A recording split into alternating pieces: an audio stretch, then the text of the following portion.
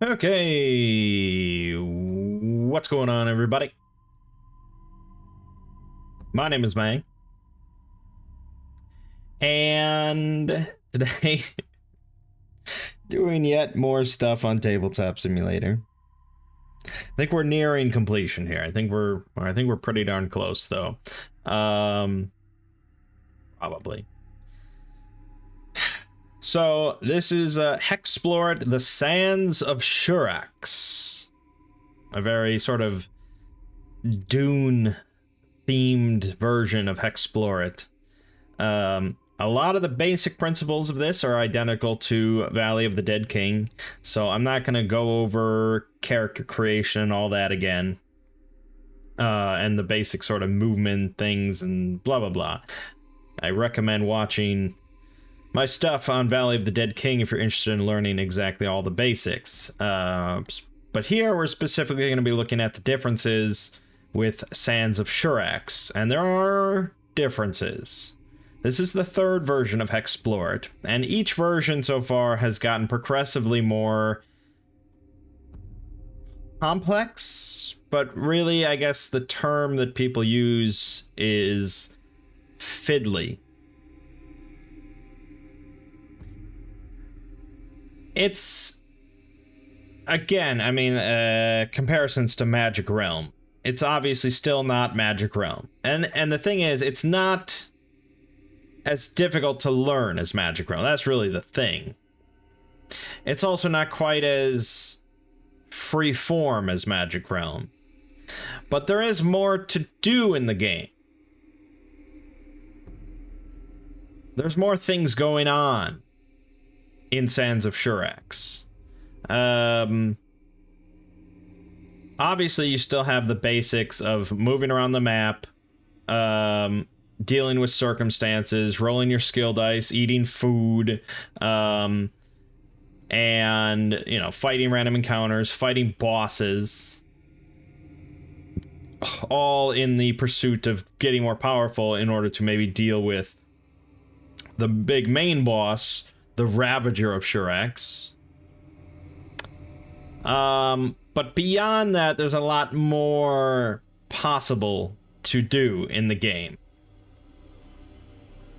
For one, there's not just one way to win. In Valley of the Dead King, the one way to win is to slay the Dead King. That's it. In this, slaying the Ravager of Shurax is one of the 4 ways to win. Another way is to subdue the Ravager of Shurax, and that's by draining all of his energy and outlast, which we'll get to, but by not actually slaying him by removing all of his health. So that's the second way to win. The third way to win, I don't think it even lists it here. I think you have to go dive into here.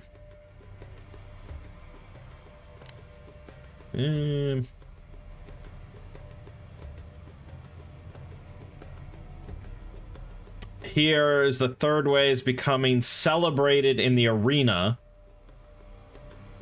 and then going to kill the 8th boss, and then destroying the other 3 cities in the game. 3 out of the 4. By luring the Ravager to each of the other city-states and destroying them. I mean, that's pretty darn interesting. Then the 4th and final way is to gather 100 platinum coins, which is a lot of money. So if you gather an absurd amount of money, you can win that way. So yeah, you know, getting a lot of money is wildly different than slaying the Ravager of Shurax. So there are options there.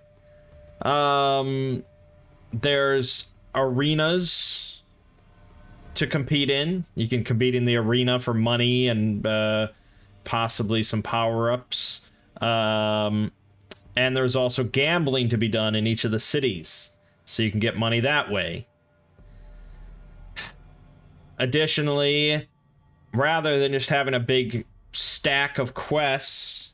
Instead, you have 4 stacks of missions, each related to one of the 4 city-states in the map. And completing missions for each of these city-states progresses your reputation with each of those 4 city-states. So you have this grid, and you move closer or further away from each of these 4 city-states, and there's benefits to sort of being aligned your reputation with each one. Then there's also the matter of the map. That's a big difference. You can see that our map here looks pretty different compared to Valley of the Dead King, with the 4 main quadrants spread out there. And that's because in the middle here are the wastes, the desert. The desert tiles can't connect to any of the other quadrant ones or the normal tiles. They have to be separated. And that's because you can't just move in and out of the waste normally. You have to take caravans in and out of the wastes. And so you have to sign up with a caravan and the caravan master. And that involves this whole caravan event thing where you're basically dealing with events along your way in or out of the wastes, or from one city-state to another city-state. And you have to, like, try and keep the caravan master alive so you can get extra rewards once you get there. And you also have to keep yourselves alive because it can get pretty dangerous out there. Meanwhile, the Ravager is this giant mini that pops up in and out of the waste and in and out of tiles. And he leaves behind these crystal shards that can cause you to mutate physically, but you kind of want to get the crystal shards because you can harvest crystals from them and they're valuable and people will pay you money, and it's just like, you know, it just never stops adding more shit on. Yeah, so I mean, I obviously I like complicated stuff. I like the more stuff that you throw in there, the better. It is a lot to take in initially, and you wouldn't introduce someone to Hexplore it with Sands of Shurax. I mean, you could, but it's just like, it's a lot easier once you played like Valley of the Dead King and you get all the basics down. Because even for me personally, going into this knowing all I know from Valley of the Dead King, I only have to worry about learning the new shit. It's a lot easier. So we're going to play a mock game. It might end pretty quickly, you never know. Because instead of picking my classes this time, we're gonna do complete random. You know how I like it. So we're just gonna flip this over. We got all the races. We're gonna get random races. And we're going to do random traits. So let me take a moment to talk about traits. So again, these are dished out. You could pick them, I guess, but we'll do random as well. Some traits are better for certain roles and stuff than others. I mean, if I get one that's like, yeah, well, we'll see. We'll see.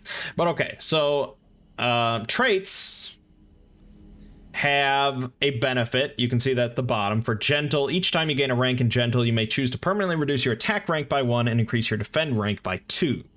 And then at rank 6, max rank of Gentle, you may heal all group members for 2 health while using your defend ability. So for a healing person, this is a really good trait. For someone like a brute, not so great. So you probably wouldn't pick this one. When you get this trait, you get immediately these benefits. You get +1 to your defend, -1 to your second mastery. And then to rank up in the trait is this middle part here. Heal a group member using an item or ability. And you can get 3 trait points per turn. Up to 3 trait points per turn. So if you healed 3 group members, you'd get 3 trait points, I assume. Trait points go on this line here, 1 through 4. So once you've gotten 4 trait points, you gain 1 rank in Gentle. So you'd mark off this 1, then you'd mark off the 2, and so on. When you hit 3, you'd gain +1 energy. And when you'd hit 6, you'd gain +1 to your first mastery. And that's it. So it just adds a little bit more customization to your character. So alright, let's deal out the first one here. We'll stop in 3, 2, 1, go. Dervish. Alright, so it's a striker with dual scimitars. Okay. So that's definitely our combat character of killing stuff. And we are going to have a centaur dervish. That's going to be very interesting, because he's going to go in with 3 HP. Great. And his trait... He is a skilled centaur dervish. -1 health. Oh my god. Alright, that seems a little extreme even for me. Alright, let's redraw. Reckless. Alright, I mean, a reckless dervish seems to make sense. We'll see how this goes. Our second character is going to be 3, 2, 1, go. A Floromancer. So a healer. So we've got a striker and a healer yet again, but this is a little different. And we are a half Djinn Floromancer. So half genie. Interesting. And this one is going to be a vigorous Floromancer. Alright, that is our setup. It is not ideal. This is certainly far from being min-maxed. But, you know, that's part of the fun, I suppose. I mean, if I don't win this one, I'm not going to be upset. We can make it bigger than that. Make it as big as we want.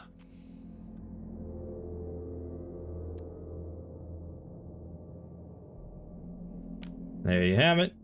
Okay, we'll lock those. All right. Then we got over here. I could just make them all bigger simultaneously. I don't know why I wouldn't do that. There we go. Okay, it's a little too big. Now, what did I tell you about having hands?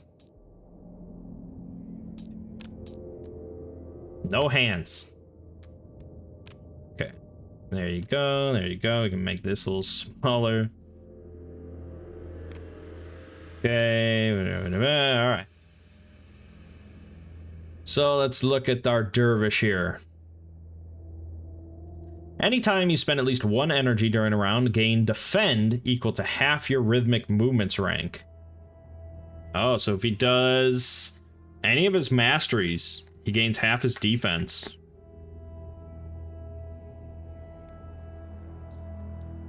That's not shabby. Whirling Blades for 1 energy. You make 2 attacks, each dealing dual scimitar rank plus half Whirling Blades rank.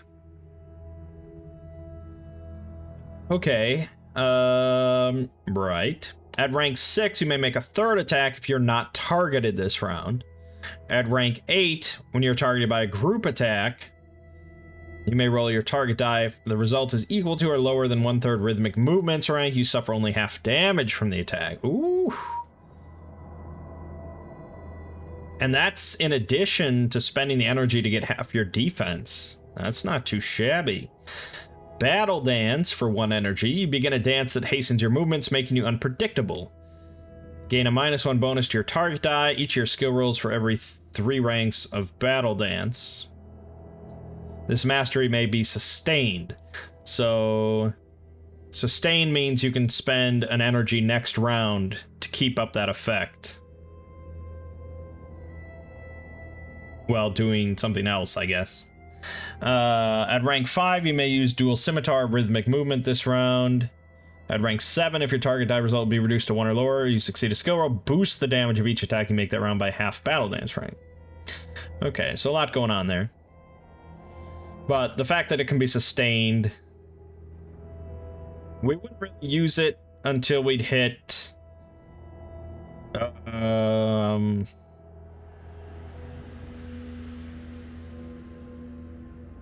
It depends. The fact... Okay, so each of your skill rolls can be reduced. Skill rolls play a little bit more purpose in combat in Sands of Shurax, as you'll see, so we could benefit from that. But we really wouldn't use Battle Dance much outside of that until we'd hit rank 7, because then we could possibly boost our damage each round that we have it active. Half that of Battle Dance, which would be at least 3 at that point. Which wouldn't be insane, but it's something to consider. Okay, other than that, yeah, the 3 health. The 3 health is going to be tricky. We're going to have to spend some money on that real quick. And our exploration, I don't think you can have a 0 in a skill. I have to double check that. Oh, and now I reloaded this this mod, so this book has to reload every page, and it's very slow. I wonder if there's is available online. God. Hold on.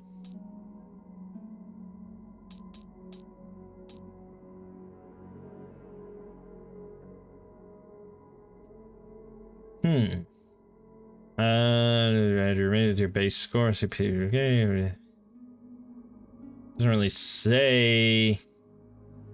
Doesn't really say if it could go to 0. Maybe it could. Because if you roll a 1 on a skill check, no matter what your skill is, it's a success. It's a guaranteed success. So maybe you could go. Oh, if an ability or skill rank is reduced to 0, you cannot use the ability or skill until it increases. Shit. Okay, that's worse. We're gonna have to definitely spend money on that then.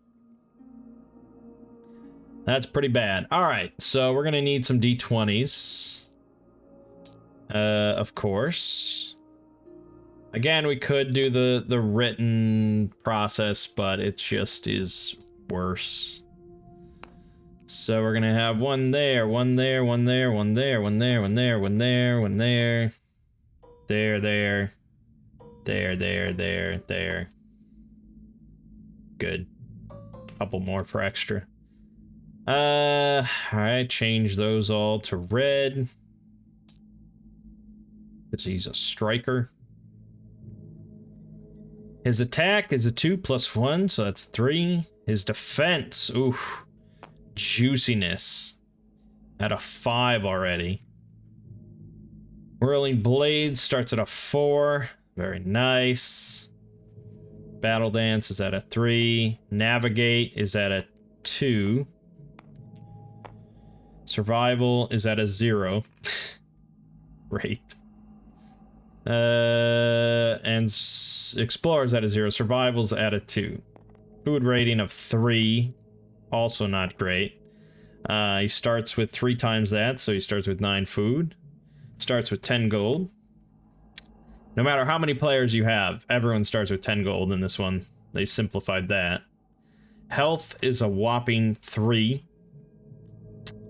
Energy, he gets +1 for that, so he's at 7. And those are our current numbers. So Reckless I didn't look at. You deal additional damage the first round of combat equal to twice Reckless rank when you have moved recklessly that turn. At rank 6, you may choose to spend 1 additional energy when you move recklessly to deal triple Reckless rank bonus damage instead. Yeah.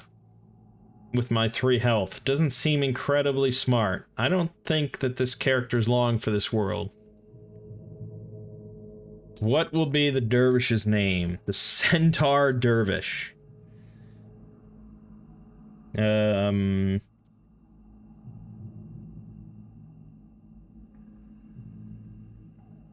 Ed.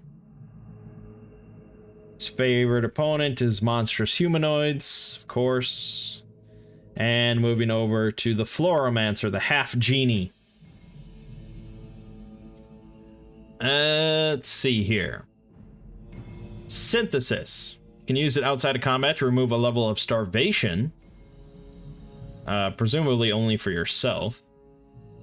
Each point of energy spent converts to 1 unit of food towards removing that effect. In combat, you may convert up to synthesis rank energy from a target into twice the amount of health and use it to heal one target. Okay.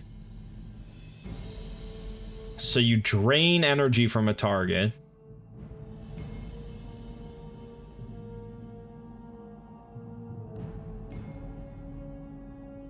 Okay, so that's pretty good, right? So his synthesis is going to be starting at 4.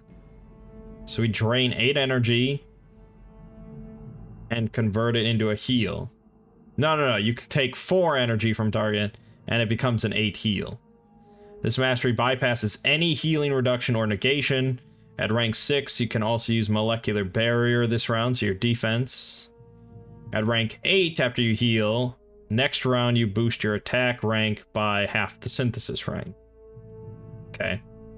Healing Ray can use this during the movement phase to harness the sun's power. Raise each hero's health or energy by 3 for this turn. Okay, that's going to be used a lot on Ed.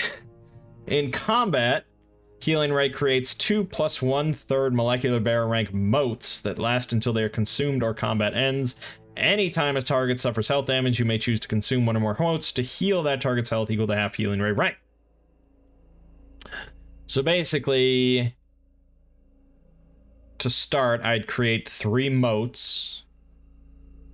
Anytime anyone took damage, I could then eat 1 or more motes to heal them for 1 each. So right out the gate, Healing Ray is not too impressive. But I like that the first part, where I can raise their health or energy by 3 for the turn, that's not based on the rank at all. So I can just, even rank 1, that's still good. But it does cost 2 energy to use. Synthesis is definitely better for healing right now.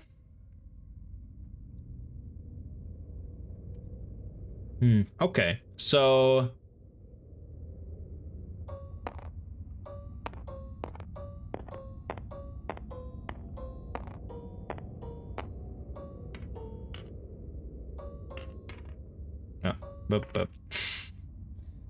these all get to be blue,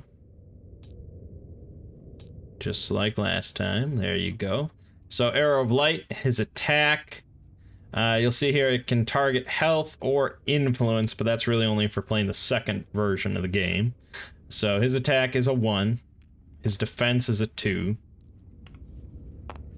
Neither impressive stuff there. Synthesis is starting at 4.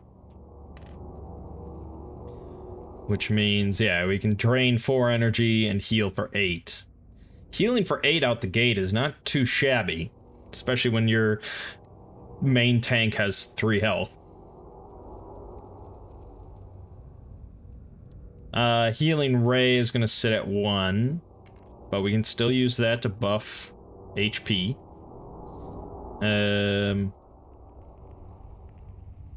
Oh, and it's nice because that buffs each hero's health or energy.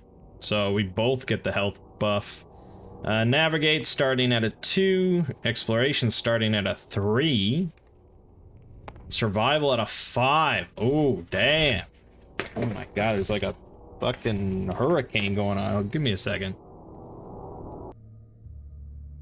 Okay, hurricane solved. Alright, starting with 5 survival. Very nice. Our food rating is 2. We start with 6 food, 10 gold. 10 gold. Health. Nice, solid 7. And, ooh, 9 energy. Very nice.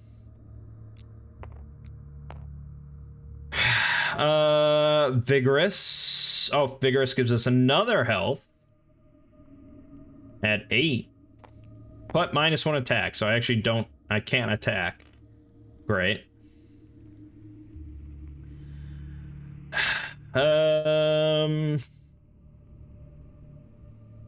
So in order to level up Vigorous, I have to receive healing during combat, and it has to exceed the damage that I took. Yeah. Okay. I mean, that's probably doable. My ability, I gain health regen equal to my Vigorous rank, while my current health is at least 1.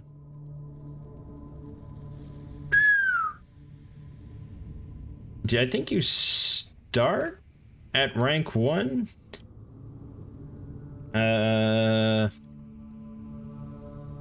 Don't remember.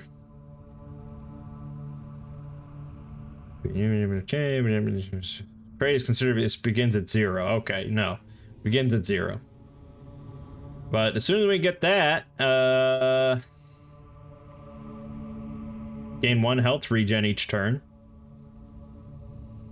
Not too shabby. At rank 6, you start with 3 extra health at the beginning of each combat. Okay, and then the half Jin ability. Once per game turn for 2 energy, you may raise a target's health and energy by 1/3 your first mastery rank. So that's not incredibly worth it right now. That would be 2 energy for 1. Not as good as Healing Ray, that's for sure. Okay, let's name our half genie. Let's go with the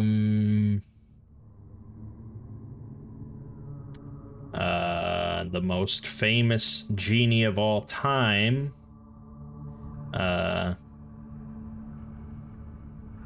Kazam.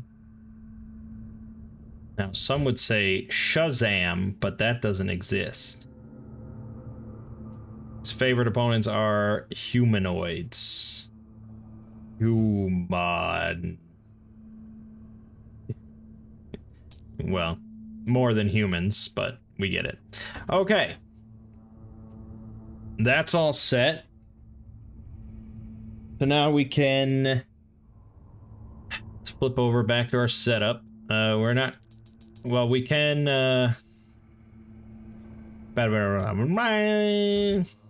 Right. Alright, so we place our starting circumstances. In this version, there's only 4 that are public. If you roll a 5 or a 6, you get it from the deck.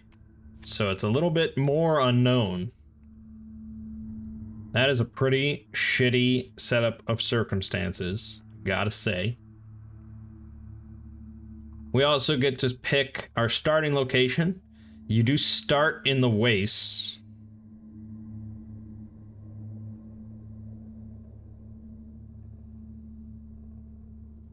You're gonna start on one of these 3 spots here, or one of these 3 spots here. I think you have to start on this spot right here. So it doesn't matter much to us. Let's start here, and then you get to reveal a hot tile, they call it. Hot tiles are just all the tiles that are part of the wastes, and we can orient this however we want. So this symbol right here means there's a caravan there, so we could hop right on the caravan and head out of the desert if we want. And then we draw mission cards as well. So each of the 4 city-states has their own mission deck. So these are very similar to quest cards from the first version.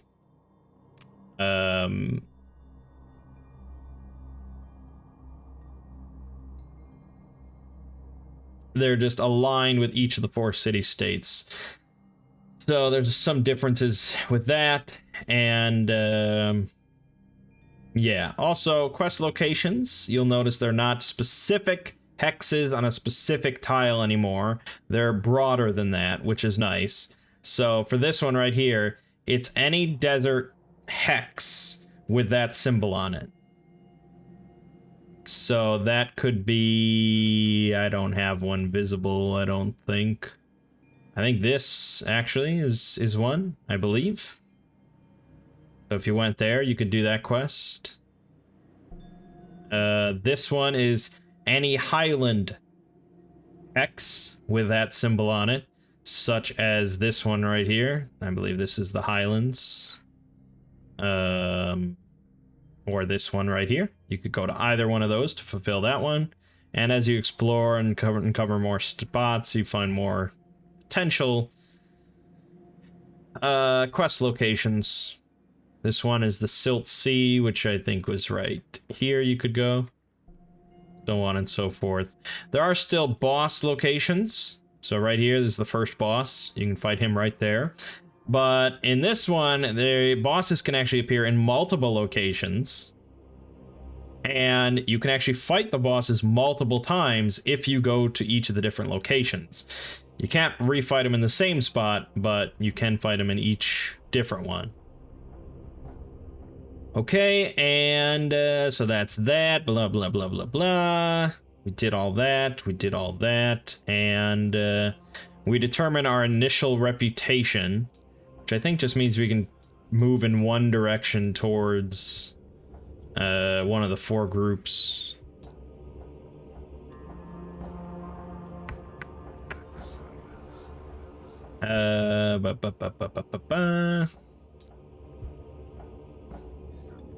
Yeah, this is all these rules we'll get to. Yeah, the Ravager, of course.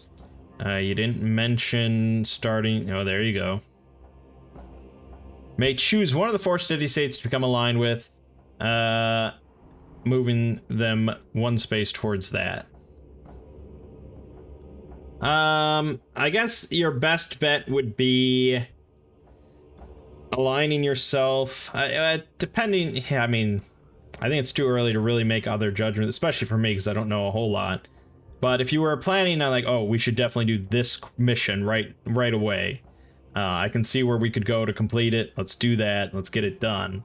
Then you probably want to be aligned with the city-state that dealt out that mission, because then you get bonus rewards. So right now, I mean, we're probably going to hop onto the caravan. The thing is, you don't know where the caravan is going. It's going to be going to one of the 4 city-states, which are located here, here, here, and here. But you don't know which one. You can bribe him to specifically go to one, but that costs money, which we don't have a lot of, and we'll probably have 0, to be honest. So we don't know which one to go towards.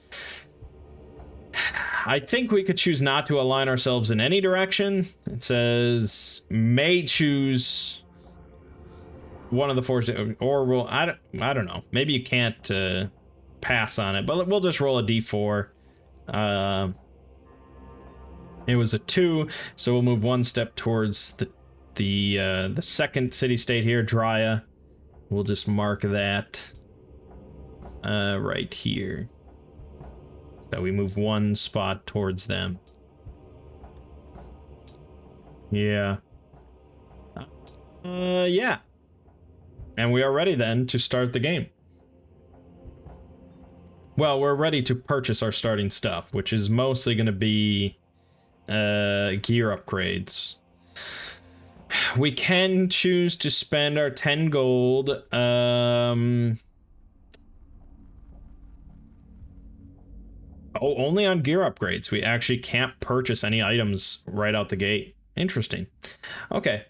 And yeah, it says you can purchase gear upgrades of any type, and it has to stipulate that because unlike the first version where if you go to any city you can purchase any upgrade, in this one city-states only allow you to purchase certain types of upgrades.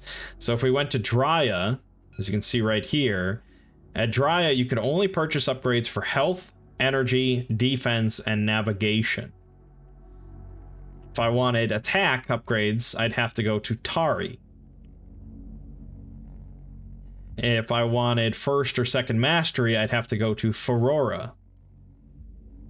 And then Nemsinet has energy, attack, and exploration.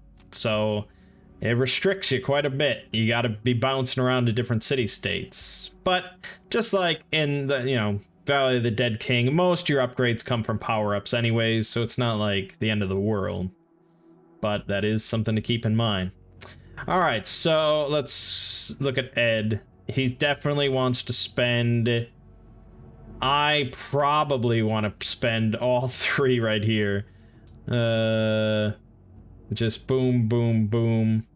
And bump up his health by 6, or by 3 to 6. And that costs 9 money. 9 gold. I could have went into exploration as well. But really, if there's one thing you can't roll, you probably don't mind if it's exploration. We'll live without it for now. As for Kazam, I think spending the 4 to nab my attack back in play is probably worth it. And then...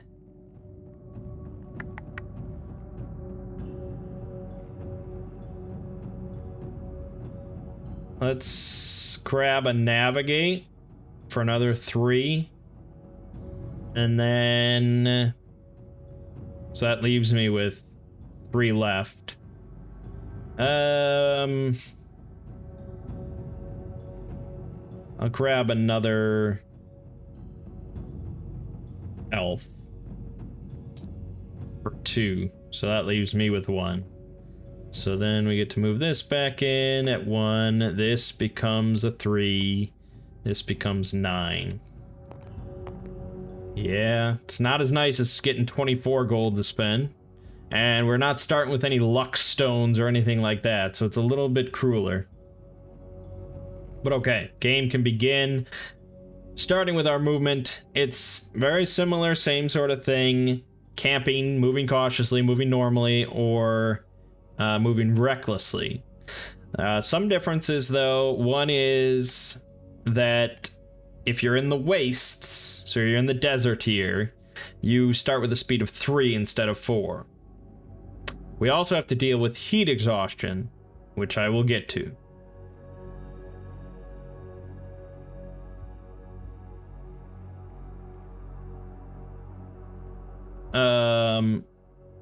So we're planning to get out of here. We're planning to just hop on the caravan and see where it takes us. So we're going to move cautiously here. So then we move to the skill phase. So we don't have to roll navigation.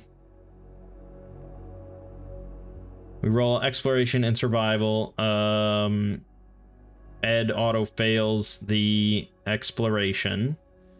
They did modify it a little bit because in the last version, in the first version, rolling a crit on like exploration or survival when you were at full health and energy was basically wasted.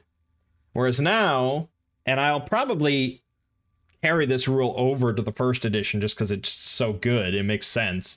If you crit on exploration, you can either heal a health or you can either have the whole group heal a health or you can gain 3 gold instead of 2. Which isn't like, holy shit, that's such a massive difference, but it's just like, that makes it so it's not a wasted crit, which is what happened quite often in our first playthrough. Similarly, survival, in the first version, if you crit on survival, you either had everyone heal an energy, or that was it. Whereas now, or heal, or remove an affliction. But if you were at full energy and you had no afflictions, it was wasted. Whereas with this, you can choose to gain a food. So not only do you not spend a food, you gain a food. Again, it's not much, it's just not wasted. Alright, so let's do our rolls here. Which is just a survival roll for Ed. which he failed because he's the man. So he is going to be eating 3 food.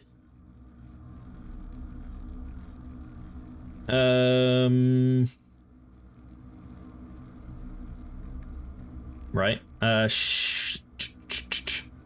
Kazam failed exploration, but he did succeed on survival, so that's good. I could use healing rate to boost Ed's health, but since we're going to be hopping on the caravan, it's more important for me to retain energy. So we'll keep it as is. We're on a caravan, so we skip the circumstance phase, and we go straight to the caravan. So for this, we're just going to flip over the card. No, I had that. There we go. I had that in my test run. Okay, so Kutbe.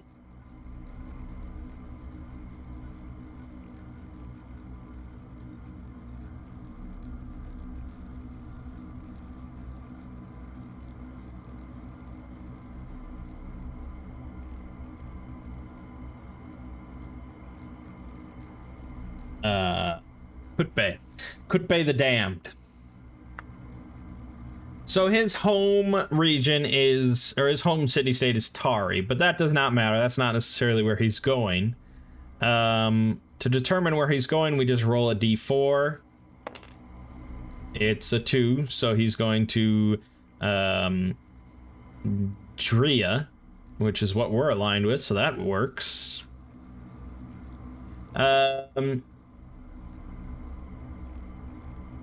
His item cost is +3. Unless any of us had a mutation, then it would drop from +3 to +1, because he likes mutations. He is the most mutated being ever to have been cataloged by the Great Library Scholars. Great. And if we draw the invading army caravan event and we prevent the caravan from suffering damage, he'll reward us each with a gear upgrade of our choice. So anyways, item cost +3 is what it is. That means that whenever you're with a caravan, you can purchase any item from the bazaar that costs 3 or less. So that's that top section of 5 items. So you can purchase any of those, which is, I mean, you got food in there, and you got potions and things like that. But for him, it's all going to cost 3 extra. So we can't afford any of that shit. Then you'll see that his bribe value is 4. So if we had $4, we could give him that, and then we could pick to which city state he's going to. But we don't, so we're going to Dria. His caravan, or him specifically, he has 6 health, 5 energy. And he has a chance of losing that health and energy along the way. And you don't really want him to, because at the end, depending on his state of being, you get rewards paid out. So if he doesn't lose any health or any energy, you get a Scorch Stone and an item from Tari. Any one item from Tari. In addition to the Scorch Stone, I think, or you get 1 Scorch Stone. No, probably you just get 1 Scorch Stone, because that's worth 16 as it is. I imagine that's what that means. I don't know why they wrote it that way. Or they mean Scorch Stone, it's a Tari item, and you only get 1 total. You don't get 1 for like each hero. So okay, you get that. You also then would get the other benefits in addition. If he just has full health but he lost some energy, you get +2 to 1 vital of your choice. So each hero would get +2 to either health or energy, in addition to getting the alive benefit. And if he took some damage and lost some energy, everyone just gets +1 to their health. If not, if he dies along the way, it's not the end of the world. You just don't get any benefits. Okay.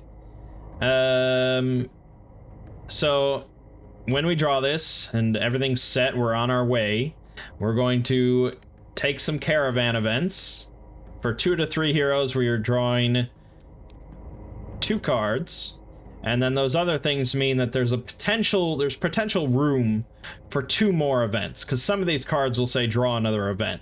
So we could have a max of 4 events on our path here. And then we flip over the first one. Sandy wastes. The ground is cracked and small dunes constantly blow across its surface. Heroes who fail a stat test become debilitated until the end of the caravan journey, and we draw another caravan event. So there you go. Alright, so what this all means here. This number in the upper right is the food cost. At the end of the journey, you tally up all the food costs across all events, and that's how much food you have to spend. And if you don't have enough, you become starving. So that's nice. Then there's energy drain for each event. So for this one, it's 4 plus 1 per hero, so a total of 6 for us. And we can ignore this. We could just step back and say, fuck it. If we do, all that 6 energy drain will dump onto the caravan driver, the caravan master. So he'll lose all his 5 energy, and it'll carry over and he'll lose a health. So if we step back, I mean, we're instantly losing the full vitals and the full health rewards. In addition, for every event that we ignore completely and we don't get involved in, at the end, our reputation with his square here, his corner, decreases by 1. So we would move diagonally upper left for one space for each one we ignored. For every one that we get involved in, I'll have to double check this. There might be some other stipulations, but for everyone we get involved in, our reputation increases in that direction by 1. It might be for everyone you get involved in, and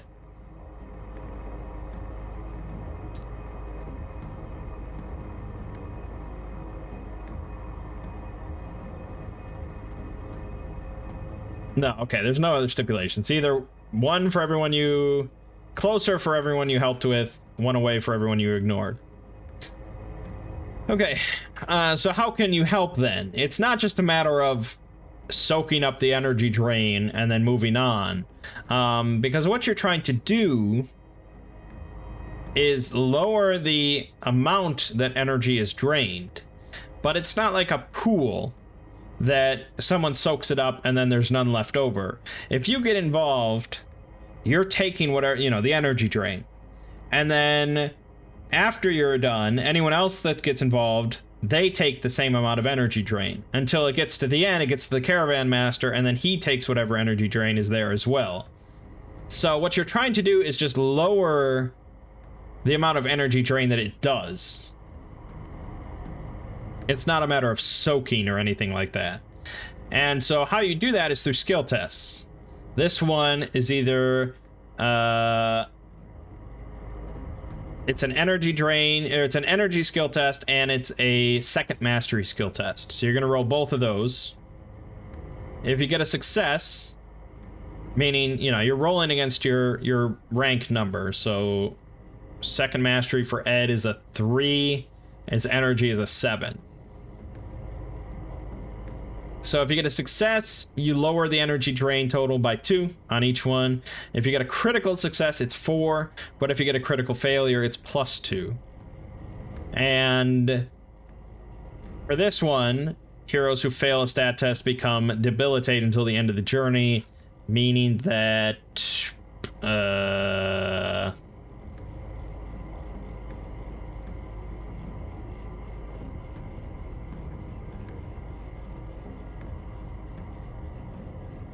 I think basically that only matters if combat comes up, I believe.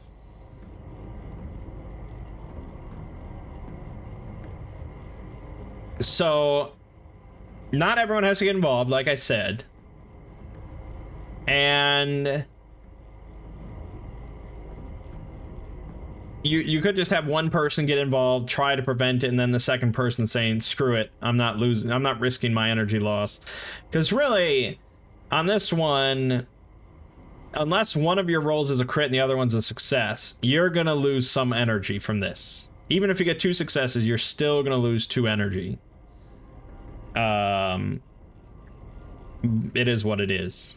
But, you know, it is what it is. So Ed's gonna get involved for this one. He's gonna roll for his second mastery, which will be the blue one. His energy will be the yellow one.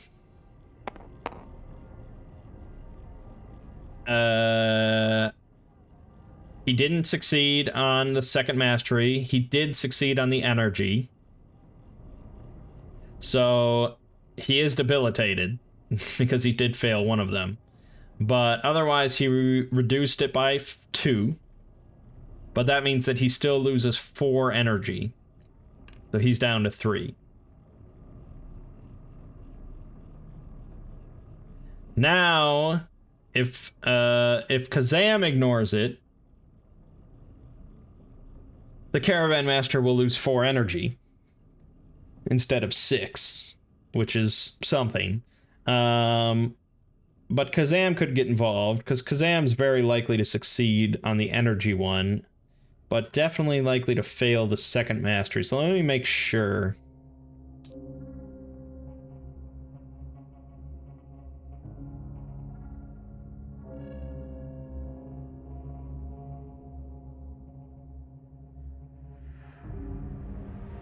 Yeah, I don't think you can choose to roll one and not the other. I think you have to...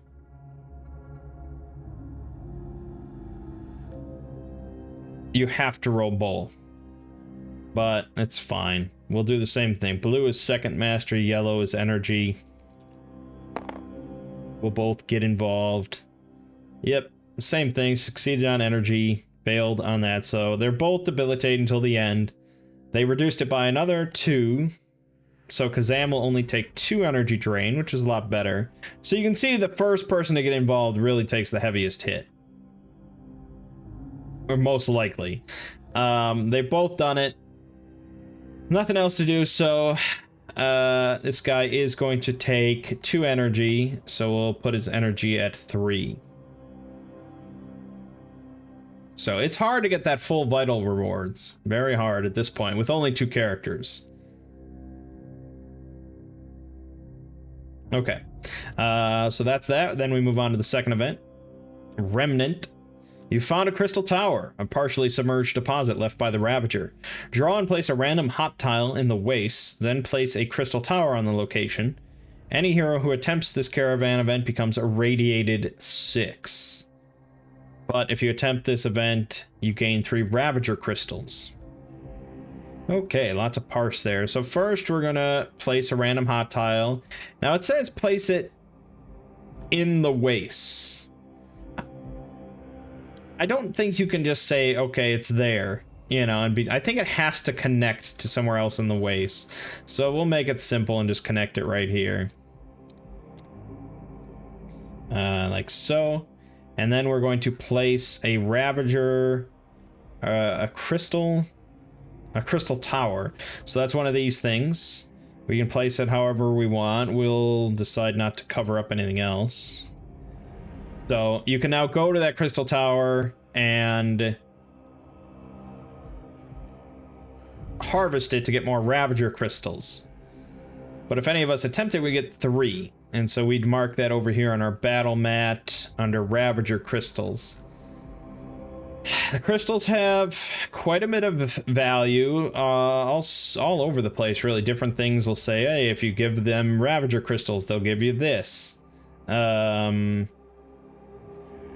At Tari, you can convert a platinum into a Ravager crystal, so you can buy crystals there for 1 platinum.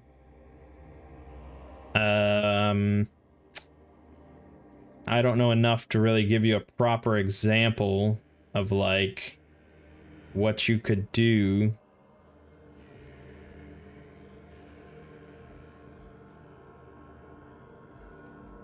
Here you could spend them to get infused equipment.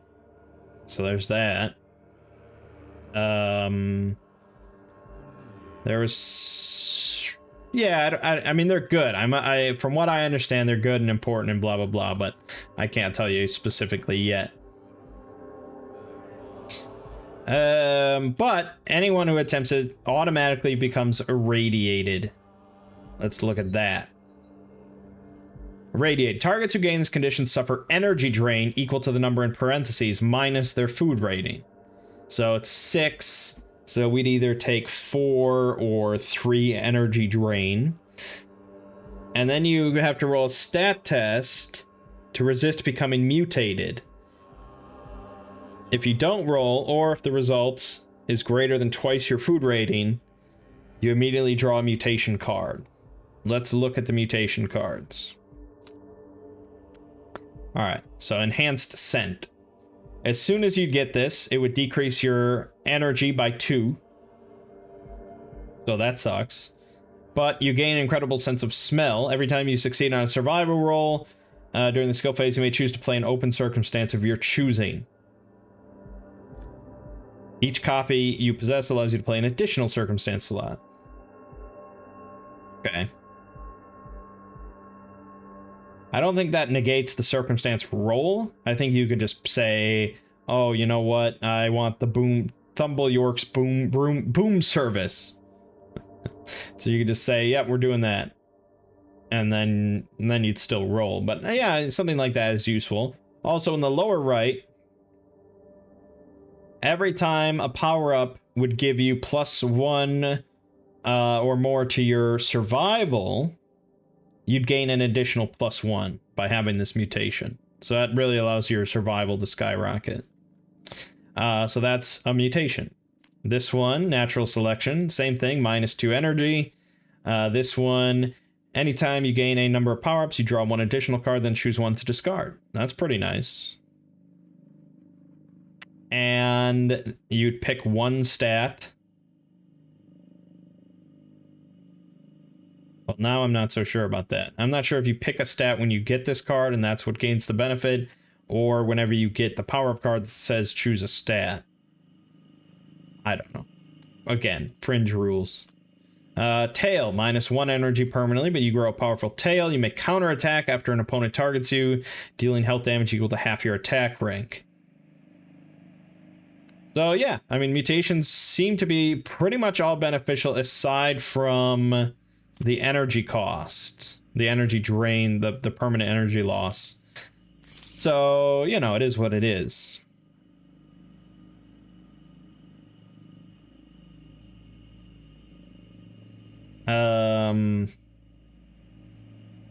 Yeah, I mean, the energy drain's gonna suck. I mean, we're gonna be sapped. But the 3 Ravager crystals are probably good. That's probably worth it. Let's just have Kazam try it. He's got more energy. So let's roll energy and survival again. So he's rolling 5 survival, 7 energy. Because it's not your max energy, it's your current energy. Okay, failed the energy and failed the survival. Total failure, so he's going to take 6 energy drain from that. And then... how much more? 6 - 3. 6 - 2. So 4 from that, 6 from that. So that's 10 energy drain. So his current energy is nothing. And he takes 3 damage. Okay.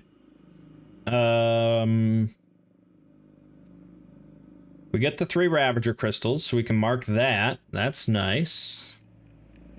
Ravager crystals 3. And then the mutation thing. We could just say, yeah, bring on the mutation. Or we could try to resist it.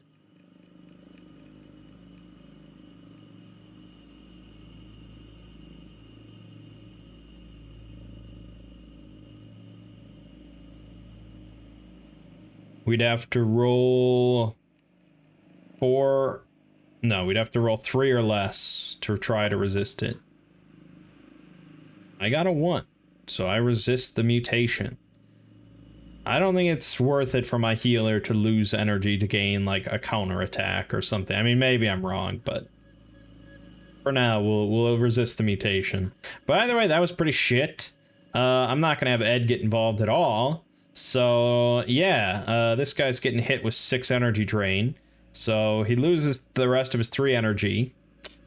And then he takes 3 health damage, so he's at 3. We don't reveal another card, so that's good. We're just going to flip over this. Endless Dunes. Dunes stretch as far as the eye can see. Your feet sink with each step, scalding your ankles. When will you pass through this place?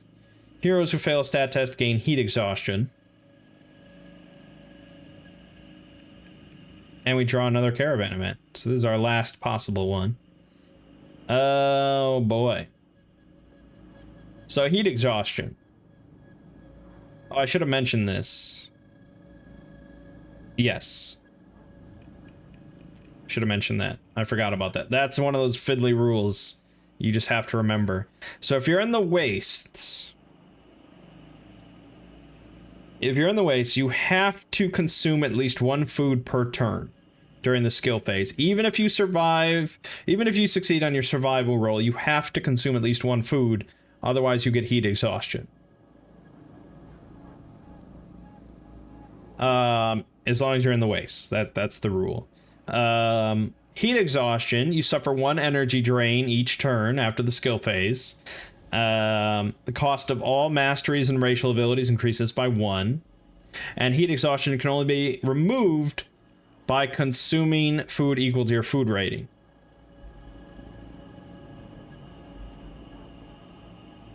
As like an additional cost.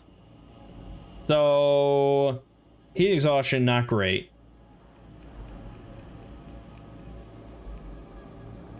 And again, it's like I'm almost guaranteed to fail something.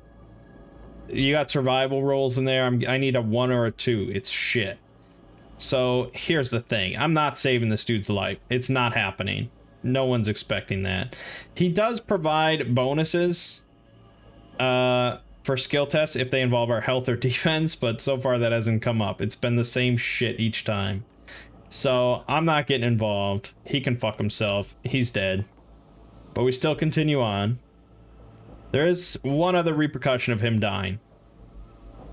Sandstorm. Massive wall of sand slams into the caravan just before dawn. This one seems more violent than others you've encountered. After playing this caravan event, the twins, boss 4, attack the caravan. Well, shit. Let's look for the twin. There they are. I wonder if I can beat the twins with 35 and 42 health respectively when I'm basically at death's door and I'm debilitated. I'm gonna go with no. Thing is though, we don't have a choice on whether to encounter them or not. We encounter them, but we're gonna want to flee. So it's a navigate roll, I think. I wish this rulebook wasn't so slow. Once you've looked at each page, it's fast. But, oh god. So slow. Looking to run away.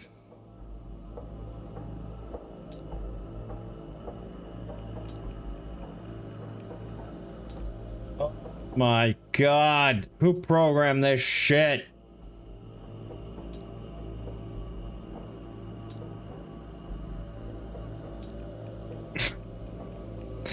It's agonizing.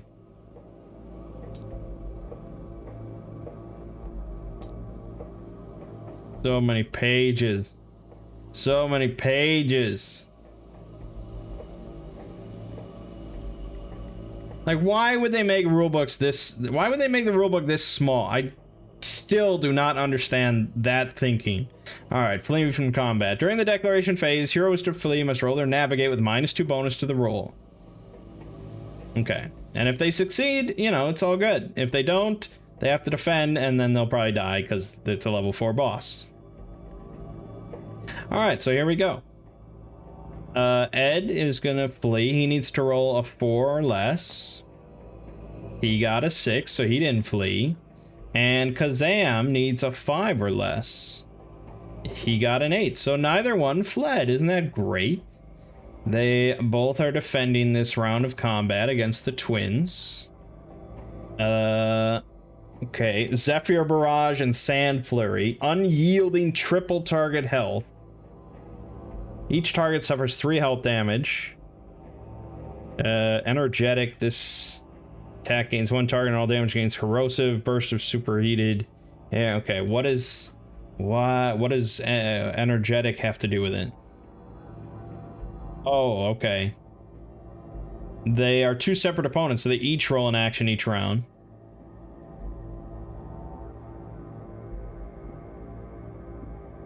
Okay, what is... Oh god, now I gotta look up the keywords again.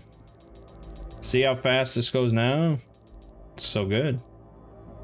Unyielding, targeted. Targets may be targeted more than once by this attack. Roll for targets for each attack made. Great. Energetic. If an opponent has at least half their energy remaining, that attack action gains an additional effect.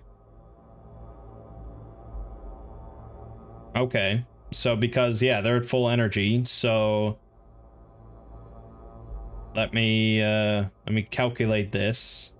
So that's 4 damage. All damage gains corrosive. Another thing I get to look up. Damage cannot be healed the round during which it is suffered. Great. Well, that doesn't matter much to me.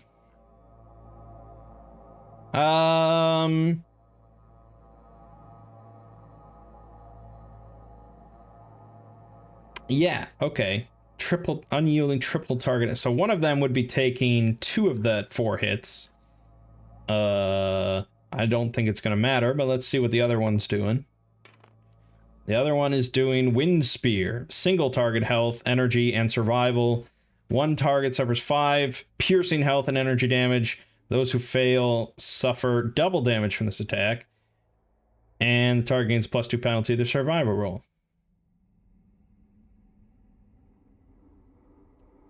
Okay, I think it's pretty clear we're fucking dead. And it wasn't even a matter of, like, having a bad combination of characters or anything like that. I mean, I don't know what group of 2 would really do well against the twins on, like, turn 1. So that was just shitty. That can happen, though. That can happen. Caravans are rough. I mean, Caravan is not an easy ride. Because even if I just ignored everything, I still would have ended up needing to spend 8 food, so I still would have ended up starving at the other end. It would have been better, probably, but because I drew this card, either way.